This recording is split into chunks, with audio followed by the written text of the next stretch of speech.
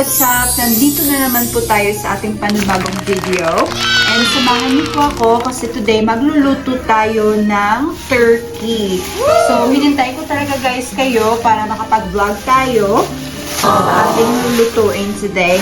So, actually pala guys, yung turkey na ito is tira pa ito ng Thanksgiving. Galing ito sa aming restaurant na kung saan ako nag-work kasi we are fine dining guys, and for some special occasions like Thanksgiving, we're steakhouse, right? So yung mga steaks yung mga siniserve namin sa fine dining, pero since holiday, nag-serve kami ng mga turkeys for Thanksgiving. So, hindi siya naubos guys, kaya pinamigay na lang ng aming executive chef sa amin. Tigi-isa kami guys. So, ganito kalaki yung ating buong turkey. Ayan, napakalaki niya. Hindi ko alam kung ilang pounds siya. Pero turkey breast siya guys. So, hindi pala siya buong manok. Breast lang siya ng turkey. Akala ko buong manok. Hindi ko pa kasi ito nakita since nung binigay niya. Kasi siya din yung nagbalot sa amin isa-isa. Ito siya. Ayan. So, kailangan na natin siyang lutuin kasi baka mabaho siya. Kasi 2 days na din ata ito sa akin na pinrage ko. So, kailangan na natin siyang lutuin. So, may dalawa akong recipe na ni-research ko at nagustuhan ko din yung luto niya. So, parang ganun yung gagayahin natin today. So, dalawang recipe guys. Tapos, meron din pala tayo ditong green beans. Ayan. Nahugasan ko na ito guys. Galing din ito sa work ko. Kasi sa Thanksgiving, merong green beans sa side dishes niya. Dalawang supot yung binigay nilang green beans sa amin. Dalawa kami. Pero since sa isang supot, marami na siya. Ganyan na siya kadami guys. Ayan.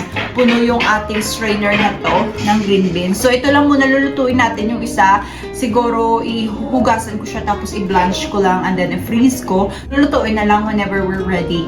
So, ayan. Isa lang muna. Tapos, yung recipe ko nito, hindi ko na siya ni-research kasi nagluto na ako nito dati. Gagawin natin siya, lulutuin natin siya with bacon. So, ayan lang guys. Tuyo na siya. Nahugasan ko na din to. Pero unahin muna natin yung ating turkey breasts. Ayan. Samahan niyo po ako. Hope you will like it. And sana may matutunan po kayo. I love cooking guys. I love cooking. So, parang this is my way on how to show my love. This is my love language sa aking family. Lalong-lalo na si James. So, nandito ang ating baby James. Say hi! Hi, vlog! Look, I got a turkey. Turkey. Yes. This is my baby James. I just want to say, hi everybody. Thank you for supporting our channel. You want some snacks? Yeah. Yeah, okay. Say bye-bye. Papa. Papa. Okay. So, pag mga ganito pala, hindi na dapat natin siyang hugasan. Kasi malinis na din naman siya. Diba guys, sobrang laki niya. Tingnan nyo. Isang chicken breast lang yan. Napakalaki. Ayan. Sobrang laki niya. Maganda to kapag hiniwa natin siya ng maninipis para manuod talaga yung ating marinade sa laman niya. Kasi medyo makapal siya guys. Ayan.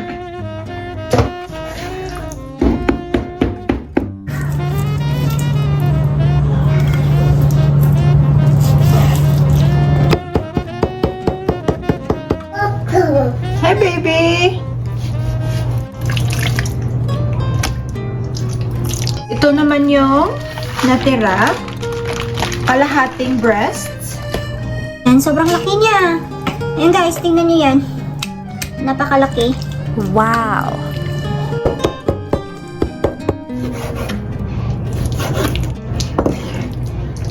Ito na yung ating ibibake na turkey breast. Meron tayo dito whole butter. Imi-melt natin siya. Meron din tayo ditong thyme. Ayan, iti-chop din natin at meron din tayong rosemary. So, fresh yung ginamit ko, guys. Kasi iba talaga yung lasa kapag fresh. Tapos, meron din tayo ditong garlic. So, imi-mince lang natin yan. And meron tayo ditong orange. Tapos, lalagyan din natin siya ng favorite spices ninyo. Kung ano man yung mga spices na gusto ninyong itapon dyan. And, i-prepare muna natin tong ating mga spices. Pero, bago yan, imi-melt muna natin tong butter natin para medyo malamig siya.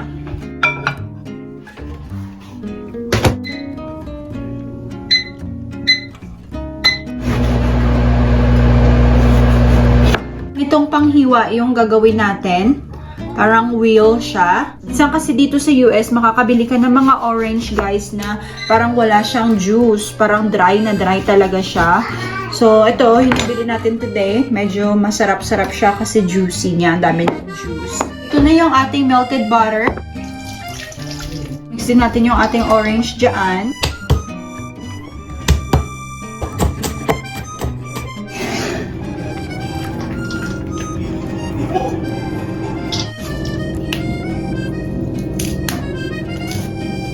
Bango niya, fairness.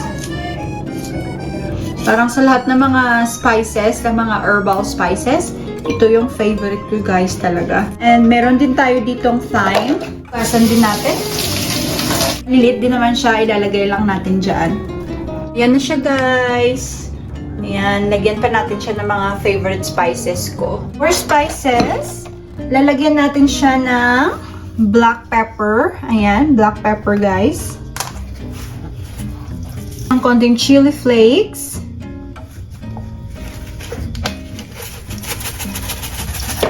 The garlic parmesan. More garlic powder. Paprika. Italian seasoning. Salt.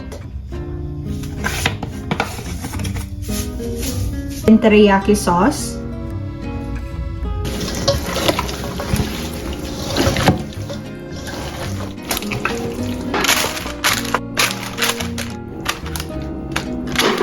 Na-preheat na natin yung oven natin into 400 degree Fahrenheit.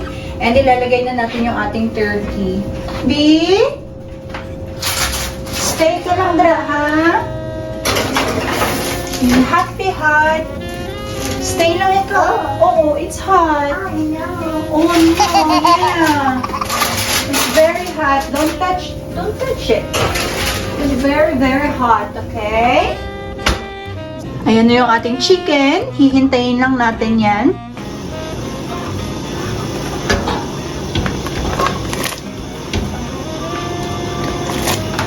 Blanch natin siya, guys. 5 minutes lang. Yan, kasi gigisahin pa din natin to kasama yung bacon mamaya. Parang face sound na, guys. Sarap.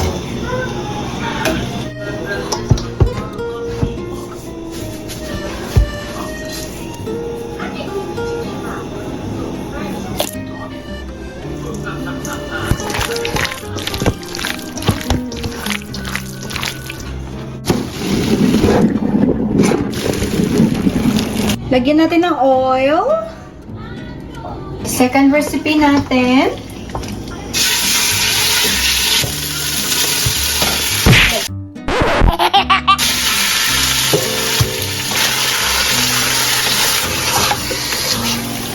So, ito yung ating ingredients sa ating second recipe. Meron tayo ditong asparagus. Nahugasan ko na po ito siya, na-trimmed ko na din.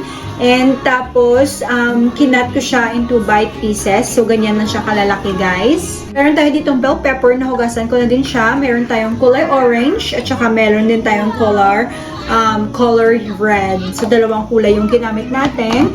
And I already cut red onions, guys. So, ganito lang yung pagka-cut ko, guys. Parang wedge style siya. And then, meron tayo ditong ginger. I-shred natin siya, guys, para makuha talaga natin yung juice niya. And then, ganun din po sa garlic yung gagawin natin. Ang ginger na to, after natin ma-shred, tsaka yung garlic, imimix natin yun mamaya sa sauce niya.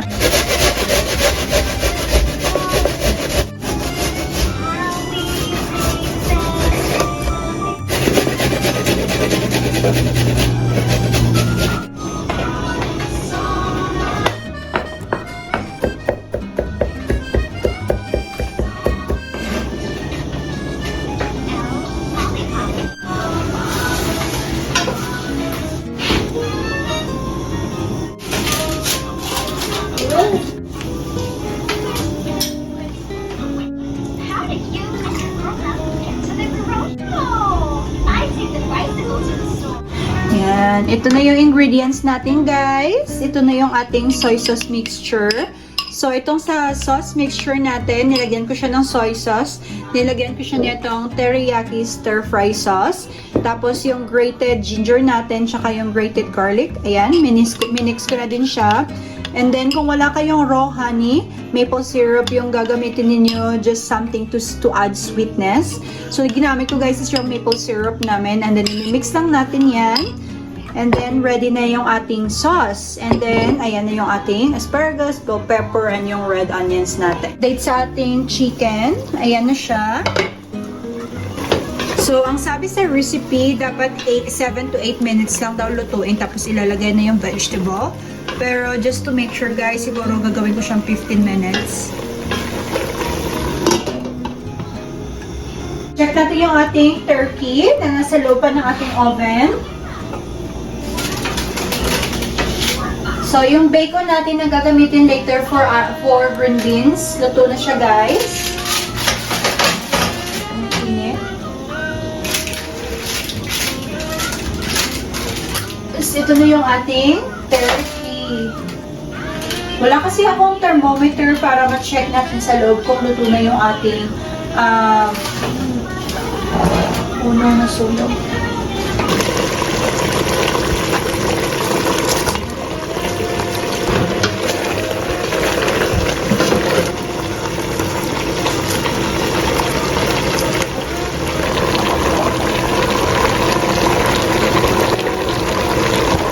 Sesame seeds, guys.